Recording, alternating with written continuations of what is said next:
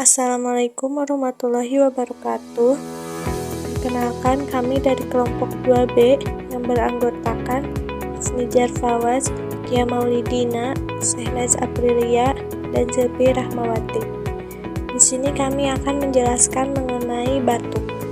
Batuk adalah suatu refleks fisiologi protektif yang berguna untuk mengeluarkan dan membersihkan saluran pernafasan dari dahak, debu, zat-zat perangsang asing yang dihirup, partikel-partikel asing, dan unsur-unsur infeksi. Batuk berdasarkan produktivitasnya terbagi menjadi dua. Yang pertama, batuk berdahak atau batuk produktif. Batuk berdahak ditandai dengan adanya dahak pada tenggorokan. Batuk berdahak dapat terjadi karena adanya infeksi pada saluran nafas seperti influenza, bronkitis, radang paru, dan sebagainya.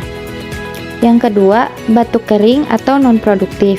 Batuk yang ditandai dengan tidak adanya sekresi dahak dalam saluran nafas, suaranya nyaring, dan menyebabkan timbulnya rasa sakit pada tenggorokan, disebabkan karena adanya infeksi virus pada saluran nafas, adanya faktor-faktor alergi, dan efek samping dari obat.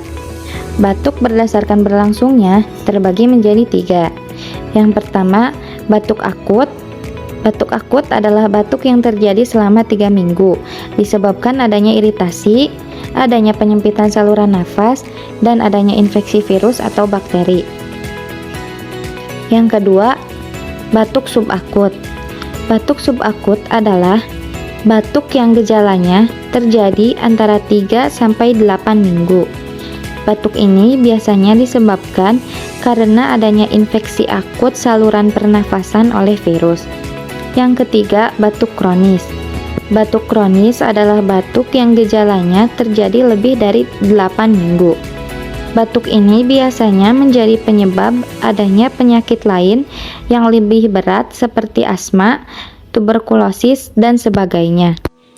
Obat batuk berdasarkan cara kerjanya. Yang pertama, antitusif. Antitusif bekerja untuk menekan batuk. Contohnya adalah dextrometorphan, naskapin, etimorfin, dan kodein. Yang kedua, ekspektoran. Ekspektoran adalah obat yang dapat merangsang pengeluaran dahak dari saluran pernapasan. Obat ini bekerja melalui suatu refleks dari lambung yang menstimulasi batuk. Contohnya, gliseril guaicolat. Yang ketiga, mukolitik. Mukolitik adalah obat yang dapat mengencerkan sekret saluran pernapasan dengan jalan memecah benang-benang mukoprotein dan mukopolisakarida dari sputum. Contohnya bromheksin dan ambroxol. Pencegahan batuk. Pertama, menghindari asap rokok dan polutan lainnya. Kedua, menghindari makanan manis, dingin, dan mengandung minyak atau gorengan. Ketiga, minum air yang cukup. 4, menggunakan masker saat bepergian. Obat batuk antitusif. Yang pertama ada dextrometorphan. Obat ini bekerja mengurangi sinyal batuk dari otak sehingga keinginan untuk batuk berkurang. Yang kedua, naskapin. Obat antitusif yang bisa menekan refleks batuk yaitu dengan cara menghambat respon dan penumpukan bradikinin yang berperan dalam merangsang batuk, sehingga obat ini dapat digunakan untuk meredakan batuk kering. Obat batuk ekspektoran, gliseril guaicolat. Cara kerja gliseril guaicolat adalah dengan meningkatkan volume dahak agar lebih encer. Dengan begitu, dahak tersebut dapat keluar melalui batuk. Obat batuk mukolitik, bromheksin.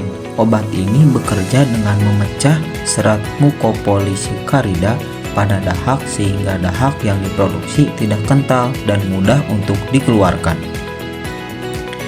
Ambroxol bekerja dengan memecah serat mukopolisakarida pada dahak. Cara kerja ini akan membuat dahak menjadi lebih encer dan lebih mudah dikeluarkan saat batuk.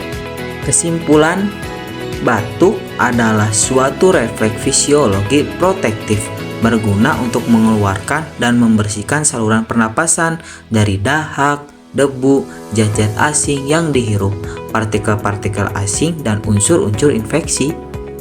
Obat batuk menurut cara kerjanya. 1. Antitusif. Contohnya dextrometorphan dan naskapin. 2. Ekspektoran. Contohnya gliseril guaicolat. 3. Mukolitik. Contohnya bromheksin dan ambroxol. Terima kasih kepada teman-teman yang sudah menonton. Wassalamualaikum warahmatullahi wabarakatuh.